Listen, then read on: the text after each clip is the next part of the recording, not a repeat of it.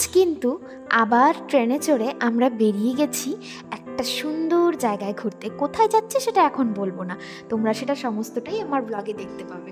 আমি কিন্তু আজকে একা যাচ্ছি না বা আমার হাজব্যান্ডের সাথে যাচ্ছি না, আজকে যাচ্ছি পুরো পরিবারের সাথে। হ্যাঁ, পরিবারের একটা মানুষও যদি না যায় না তবে সেটা পরিবার হয় না। তো আমরা আজকে সবাই মিলে বক বক করতে করতে, মজা করতে করতে, প্রচুর খাওয়া দাওয়া করতে করতে পৌঁছে গেছি যেখানটা আমাদের যাবার কথা। হ্যাঁ, আমরা কোথায় যাচ্ছি সেটা তোমাদেরকে বলে দিচ্ছি। আমরা এসেছি সেবকে, আর তোমরা তো কম বেশি সবাই সেবকের নাম শুনেছ, একটা শৈল শহর বলা যায়। যাই হোক, ভীষণ সুন্দর স্টেশনটা, খুব সুন্দর গাছ, কাগজ ফুল গাছ যেগুলোকে বলি আমরা, সেই গাছটা, তারপর বিভিন্ন ধরনের পাতাবাহারি, দারুণ। Welcome back to our channel Payel ব্লগে তোমাদের সবাইকে ওয়েলকাম। আর এখন আমি এসেছি বাইরে, আজকের ব্লগটা একদম বাড়ির বাইরে থেকে শুরু করছি। যাই হোক, এখন এসেছে হচ্ছে সেবকে। আমরা এই জাস্ট ট্রেন থেকে নামলাম, তোমরা তো আগেই দেখে নিলে আমরা কীভাবে বসেছি, কি এক্সেট্রা এক্সেট্রা। তো একটু ফ্রেশ হয়ে এখন ভাবছি যে ইন্ট্রোটা দিয়ে নিই। আর যে এখানকার যে মানে পাহাড় এত ভালো লাগছে না দেখতে, অনেক দিন পর সবাই মিলে আবার আসা, সেই জন্য আরও বেশি ভালো লাগছে। যাই হোক, আজকে কিন্তু আমাদের অনেক সারাদিনের প্ল্যান একদম সেট আপ করা আছে। আমরা ফার্স্টে সেবকে থাকবো, ওখান থেকে শিলিগুড়ি যাবো, তারপরে ওখান থেকে কোথায় কোথায় যাই সেগুলো সব তোমাদের সাথে শেয়ার করবো। তো চলো এখন দেখি কী কী খাওয়া দাওয়া করা যায়, কী কী করা যায়। চলো যাও, দেখতে থাকো। আমরা কিন্তু সবাই বাড়ি থেকে খাবার নিয়ে এসেছিলাম, কাকিরা এনেছিল, আমরা এনেছিলাম। আর ও একটু রূপচর্চা করে নিচ্ছে কারণ ট্রেনে করে এসছে, আমিও করেছি বাট ওরটা আমি দেখিয়েছি। যাই হোক, তারপরে আমরা এই ছোলা বাদাম সিদ্ধ খেয়েছি, মানে এটা একটু ফ্রাই করে এনেছিল। তারপরে আমরা খেয়েছি রুটি, আলু ভাজা, সুজি, আরও অনেক কিছু ছিল।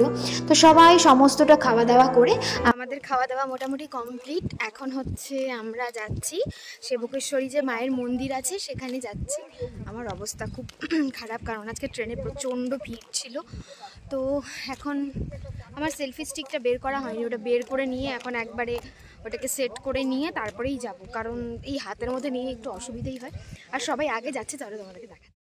তো ওরা ওই সামনে হেঁটে হেঁটে যাচ্ছে। এই একটা টানেল দেখতে পাচ্ছ, এই টানেলটা না নতুন তৈরি হচ্ছে, আরও অনেকগুলো হবে। এটার বিস্তারিত আমি ঠিক জানি না, তাই তোমাদেরকে ইনফরমেশনটা দিতে পারলাম না, তার জন্য সরি। আর আমরা এই রেল লাইনটা দেখছি যে এটা ধরেই আমাদেরকে যেতে হবে, অনেকটাই যেতে হবে এটা ধরে। তো চলো যাওয়া যাক। যেতে যেতে কথা বলছি, কতটা কথা বলতে পারবো জানি না, ভয়েস ওভারও দিতে পারি কারণ প্রচণ্ড রোদ, তার জন্য প্রচণ্ড প্রবলেম হচ্ছে। আমার তো মাইগ্রেনের সমস্যা আছে, রোদে গেলে একটু হয়। তো চলো চারদিকটা দেখতে দেখতে এগিয়ে যাই আমরা।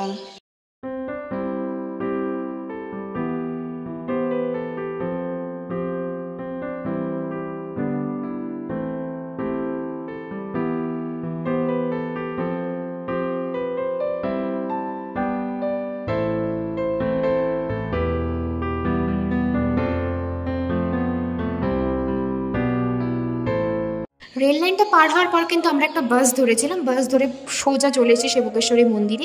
সেখানে নেমেই দেখতে পাচ্ছি যে পাশে অজস্র দোকান বসেছে, আর এত সুন্দর সুন্দর ফুলের মালা, কি বলবো। তারপরে আমরা সোজা চলে গেছি সিঁড়ি দিয়ে ওপরে, কারণ পাহাড়ের ওপরেই মায়ের মন্দির। কিন্তু ভিতরে তো যেহেতু মোবাইল অ্যালাউড নেই, সেই জন্য আমি মোবাইলে আর কোনো ক্লিপসই নিতে পারিনি। তো ওঠার পথে আমরা সুন্দর করে অনেকগুলো মানে বেল ছিল, সেগুলো বাজাতে বাজাতে সব উঠেছি। ভীষণ সুন্দর সত্যি, ভেতরটা তো খুব একদম মন ভরে যায়। আর এতটা উঁচুতে তবুও যে অনেক বয়স্ক মানুষরা যাচ্ছে, এটাই দেখে ভাল লাগছে মায়ের টানে। তারপরে আমরা সেখান থেকে চলে গেলাম ওপরে, আর ওপরে গিয়ে কিছুক্ষণ আমরা মানে সিঁড়িতেই কিছুক্ষণ আমরা ফটো তুলে নিয়েছিলাম। তারপরে আমরা সোজা চলে গেছি ওপরে। ওপরে গিয়ে তো ভীষণ ভাল লাগছিল, আর এখান থেকেই ফটো তুলতে দেয়, তারপর থেকে আর দেয় না। এটা হচ্ছে মন্দিরের ঠিক পেছনটা। হ্যাঁ, পেছনে এখানে দাঁড়িয়ে তুমি ক্যামেরা করতে পারবে, ফটো তুলতে পারবে, বাট সামনে থেকে তোলা যায় না। সেজন্য আমরা পেছন থেকেই কিছুটা তুলে নিলাম, তুলে তারপরে আমরা নিচে চলে গেছি। নিচে নেমে এই হচ্ছে মন্দিরের সামনে, নিচে নেমে আমরা রাস্তা ধরে যাচ্ছিলাম একটু বাকপুল যেটা আছে সেখানে, ওই সেবক যে ব্রিজটা আছে সেখানে যাচ্ছি।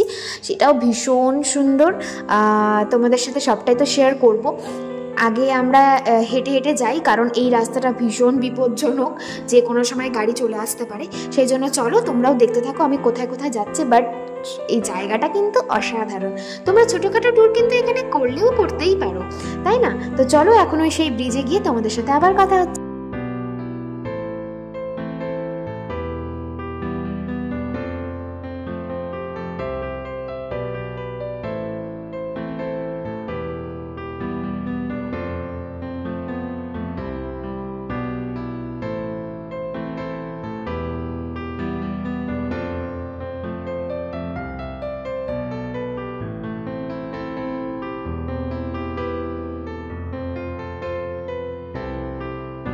আমার না মাঝে মাঝে মনে হয় আমাদের ঘরের কাছে এত সুন্দর জায়গা, এত একটা নিট অ্যান্ড ক্লিন, এত সুন্দর চোখ ধাঁধানো একটা জায়গা থাকতে আমরা কত কত লোক বিদেশে চলে যাচ্ছে জায়গা দেখার জন্য। আমাদের ভারতবর্ষে, আমাদের ওয়েস্ট বেঙ্গলেই এত সুন্দর সুন্দর জায়গা আছে, মানে কি বলবো, সত্যি মাঝে মাঝে ভাবলেও মনে হয় যে সত্যি তো আমরা কিচ্ছু দেখিনি, অনেক কিছু দেখার এখনও বাকি আছে। তো যাই হোক, জায়গাটা একবার জাস্ট দেখো, এত ভালো লাগছে, এত ভালো লাগছে, খুব সুন্দর খুব সুন্দর। আমরা সবাই মিলে ওখানে কিছুক্ষণ দাঁড়িয়ে তারপরে আমরা গাড়িতে উঠে সোজা চলে এলাম ইস্কন মন্দিরে। ইস্কন মন্দিরে এসে তোমাদেরকে একটা কথা বলে দিই, একটার সময় কিন্তু ইস্কন মন্দিরের যে ভোগারতি সেটা কিন্তু হয়ে বন্ধ হয়ে যায় 4টে পর্যন্ত। তোমরা যদি কেউ এসে থাকো তাহলে তোমরা সবাই 1টার আগে আসবে। আর এসেই এত সুন্দর আরতি দেখে মনটা তো আরও ভালো হয়ে গেল, মানে সিরিয়াসলি ভাবিনি যে এরকম দেখতে পারবো এসেই কৃষ্ণের এই ভোগারতি, তারপরে তার সঙ্গে ভোগ নেওয়া, আমরা ভোগের প্রসাদ পর্যন্ত পেয়েছি।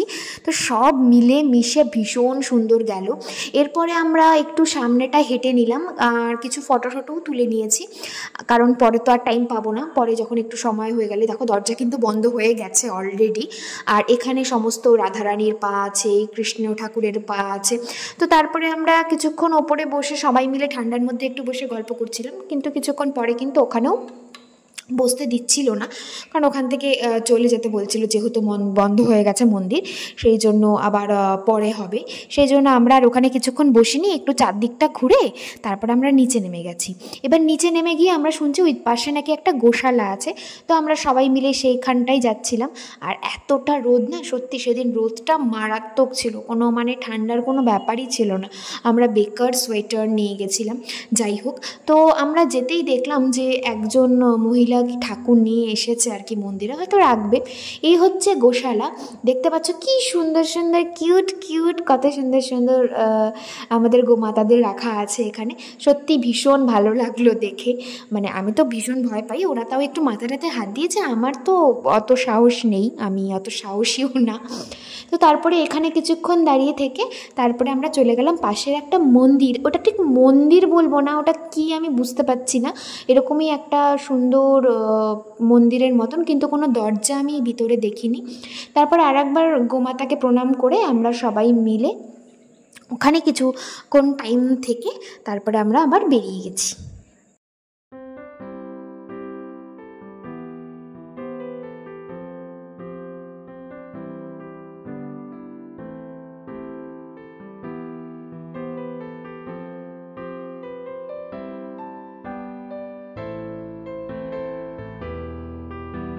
এরপরে আমরা কিছুক্ষণ গল্প করে সেখানে একটু বসে নিলিবিলিতে তারপরে আমরা বেরিয়ে গেছি বিধান মার্কেটের উদ্দেশ্যে, কারণ সেখানে গিয়েই আমরা ওই দাদাভাই হোটেল আছে, যেটা নাকি খুব ফেমাস হয়েছে ইউটিউবে, আমি এখনও দেখিনি, তো সেই হোটেলেই আমরা গেছিলাম।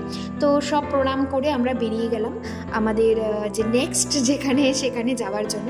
তো আমরা হোটেলে অলরেডি পৌঁছে গেছি, সবাই মিলে বসে গেছে, প্রচণ্ড খিদে পেয়েছে, সেই সকালে খেয়েছি। তারপরে আমরা সবাই মিলে নিরামিষ থালিই নিয়েছিলাম, কারণ যেহেতু বাইরে এসেছি গরমের মধ্যে ভাল লাগছিল না কোনো আমিষ টামিষ নিতে ভাল লাগছিল না, সেই জন্য। তারপরে আমরা সেখান থেকে সোজা চলে গেছি বিধান মার্কেট, আর এখানে পুরো বিপর্যস্ত অবস্থা আমার, দেখতেই পাচ্ছ। কিন্তু মনটা খুব চাইছিল কিছু কিনি, কিন্তু হলো না। যাই হোক, নেক্সট টাইম হবে।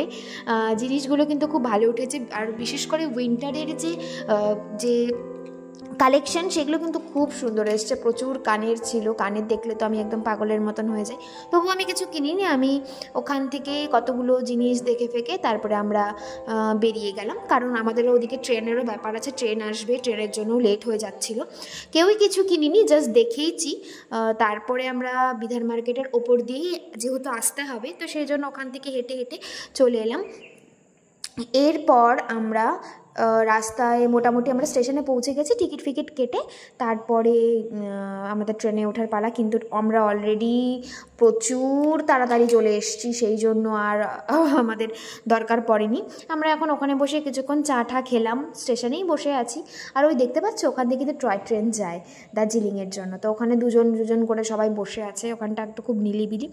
তারপরে ফাইনালি টাইম এলো ট্রেনের, আর আমি পুরো এক্সাইটেড, এই যে পিছনের ট্রেনটাই আমাদের ছিল।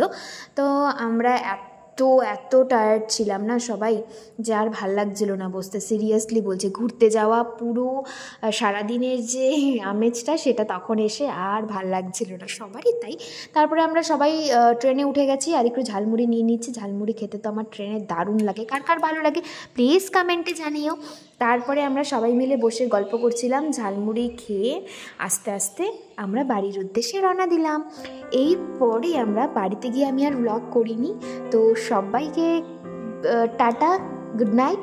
যদি ব্লগের কিছু ভালো লেগে থাকে তবে অবশ্যই লাইক কমেন্ট শেয়ার করে দিও।